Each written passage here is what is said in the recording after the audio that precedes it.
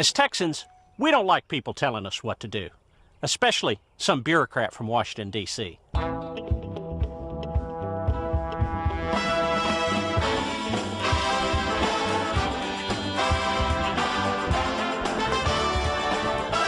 And as a fifth-generation rancher, the last thing my family's operation needs is more regulation. And let me tell you, the EPA, they have no clue.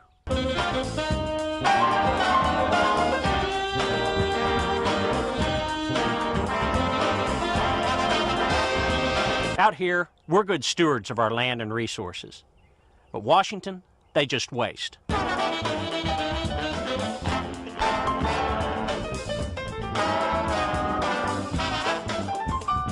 Our Texas farmers and ranchers get things done. But bureaucrats come down here, and they just make a mess.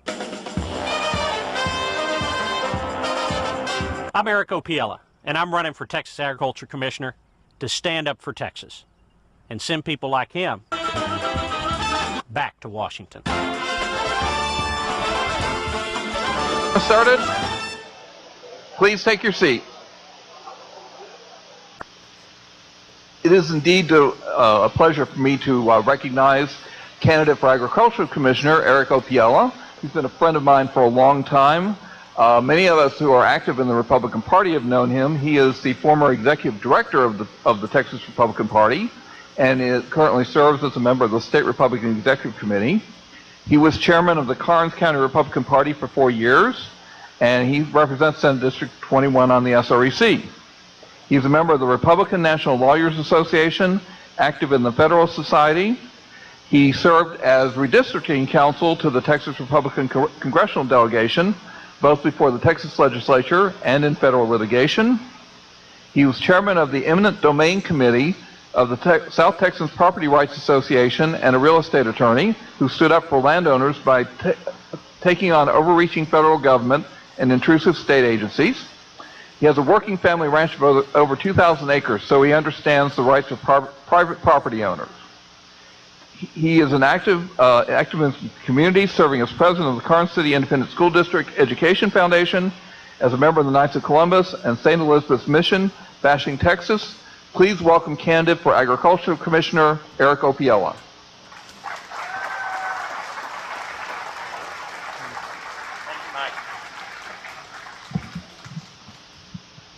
Thank you, Mike.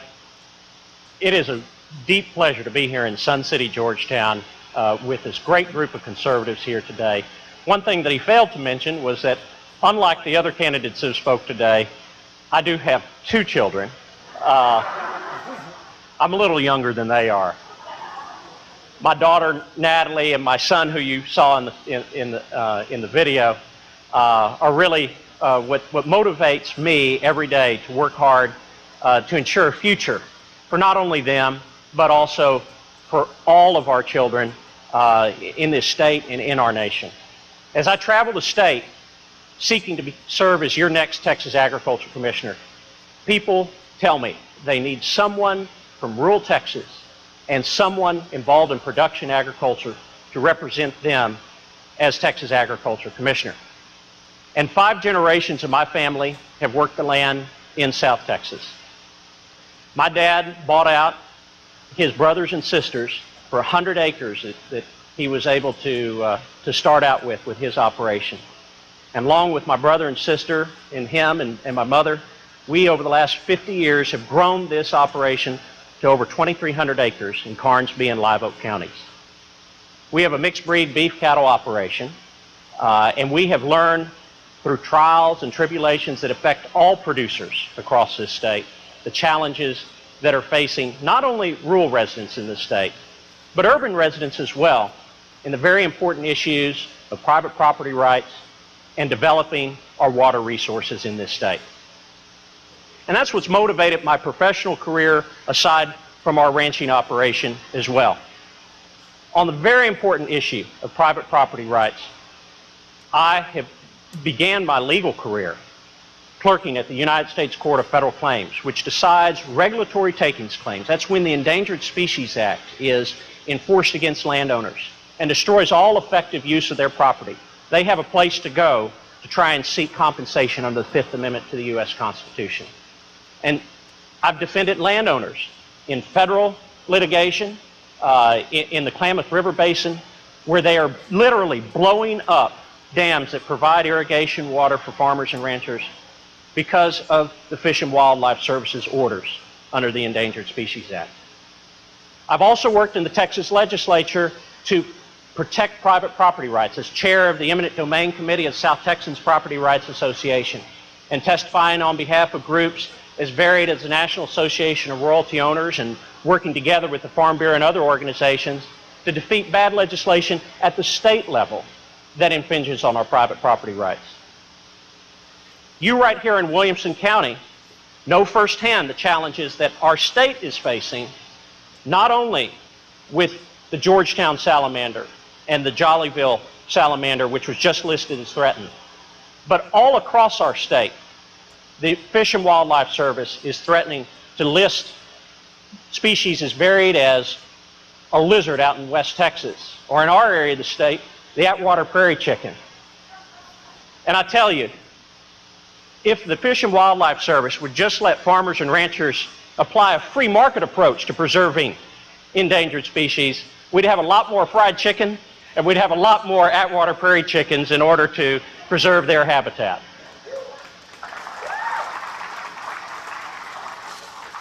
See, it's real simple.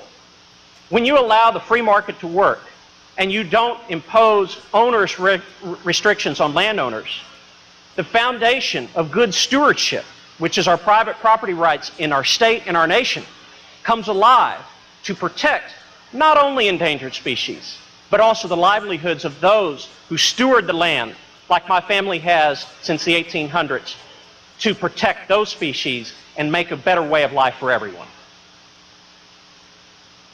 We are in the middle of a battle in this state against the federal government. And there's something you can do right now. Your leaders in Williamson County have done a lot over the last decade to try to fight against these listings. And just this week, the Fish and Wildlife Service announced that they are extending for 6 months the comment period on the Georgetown salamander. I want to have you take out your pen and paper, and you can write down a website that you can go to express your opinions with regard to the listing of the salamander. It's www.fws.gov.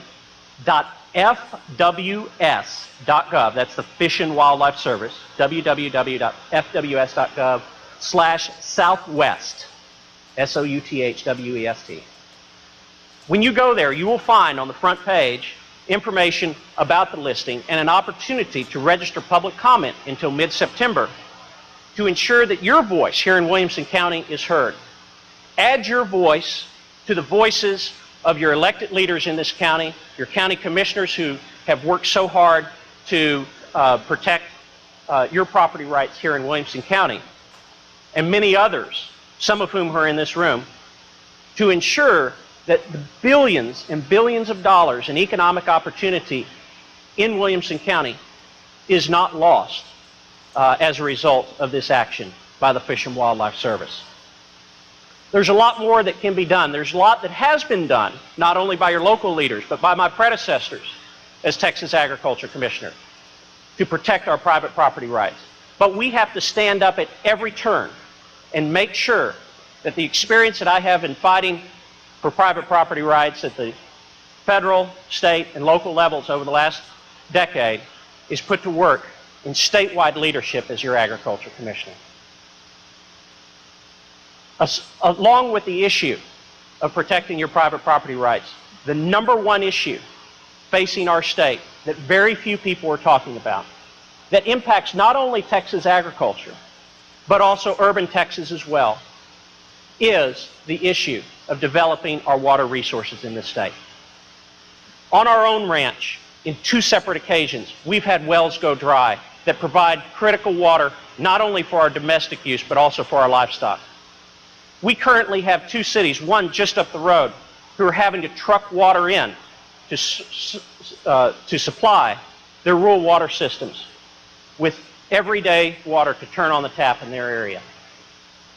Our next Texas Agriculture Commissioner has to be the statewide voice of not only rural Texas, but urban Texans as well, to ensure that every single day we are making progress to provide new water resources for this state, while at the same time protecting the private property rights of landowners in rural Texas, which will provide over 80% of the new capacity that's needed in this state.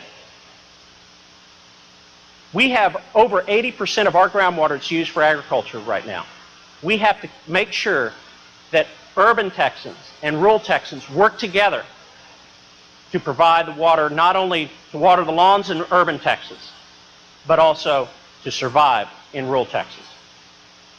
Our rural water systems are in a state of emergency, and the Texas legislature this last session made important steps towards trying to solve this problem. But there's much more that has to be done. Much more than just throwing money at the problem. We have to talk about the policy behind our future. And for too long, our state has had a water plan that just amounts to a number of pie-in-the-sky projects. We have to prioritize those projects, and we have to make sure that a Texas Agriculture Commissioner that has the experience that I do, not only academically in publishing law review articles on the rule of capture and the interaction of that with private property rights in this state, to defending landowners in water rights cases, that understands the interaction of surface water and groundwater law, and at the same time has a personal connection to the needs of our producers across this state, serves as your next Texas Agriculture Commissioner, and has the statewide leadership to keep this in front of the media day in and day out. There is no one silver bullet that will solve the challenges facing this state in the realm of Texas water. But we have to continue to fight every single day. And I will do that as your next Texas Agriculture Commissioner. As some of you know, the role of the Texas Agriculture Commissioner is to protect rural Texans and all Texas landowners, not just agriculture producers. But the office of Texas Agriculture Commissioner, just like the rest of our statewide offices, are elected by urban and suburban Texans. That's why I think it's very important that we all come to the table together on these very important issues to make sure that the Texas way of life that we have built over generations of this state, as a rural state that is now transitioned, just like Williamson County, into an urban state, that we are all working together to solve the problems that will enable us to continue to grow for the next generation. And that's why I'm seeking to become your next Texas Agriculture Commissioner, to put my lifetime of work not only helping to build my own family's operation and defending landowners at agencies as varied as the Fish and Wildlife Service to the Texas Railroad Commission just last month, to work for all Texans, to have an effective voice, to continue the legacy of conservative leadership that we've had over the last 2 decades in the office of Texas Agriculture Commissioner. You are here to begin the fight for next year for all of the elected officials that you're seeking to continue to serve. I want to join you in that fight to serve as our next Texas Agriculture Commissioner. Thank you.